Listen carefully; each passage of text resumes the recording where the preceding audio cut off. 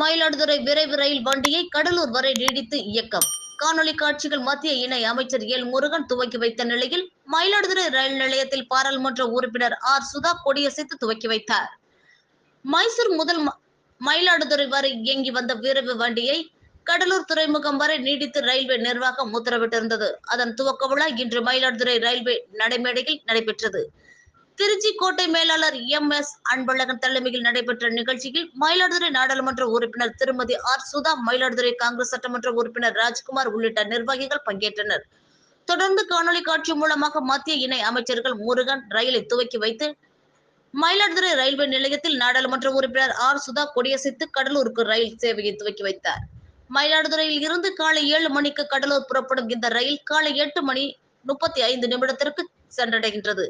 பிற்பகல் 3:40 கடலூரில் இருந்து புறப்பட்டு மயிலாடுதுறைக்கு மாலை 5:30 வருகை தந்து மயிலாடுதுறையில் இருந்து 5:55 வழக்கமான நேரத்தில் மைசூர் புறப்பட்டு செல்கின்றது. இதுபோல் மயிலாடுதுறையிலிருந்து வாரத்திற்கு 5 நாட்கள் காலை 8:05 திருச்சி புறப்பட்ட எக்ஸ்பிரஸ் ரயில் தினசரி ரயிலாக இயக்கப்பட உள்ளது. நிகழ்ச்சியில் ஏராளமான பொதுமக்கள், ரயில் பயணிகள் சங்கத்தினர் கலந்து கொண்டனர்.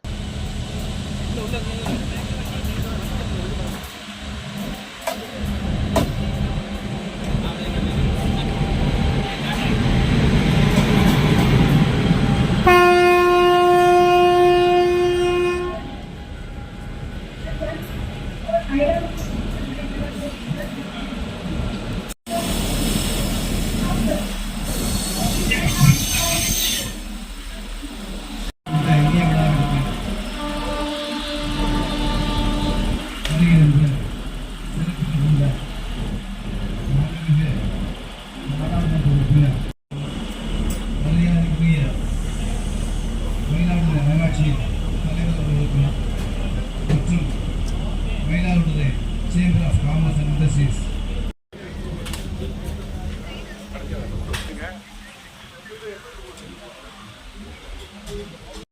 தேசிய ஒழிக்கிறது.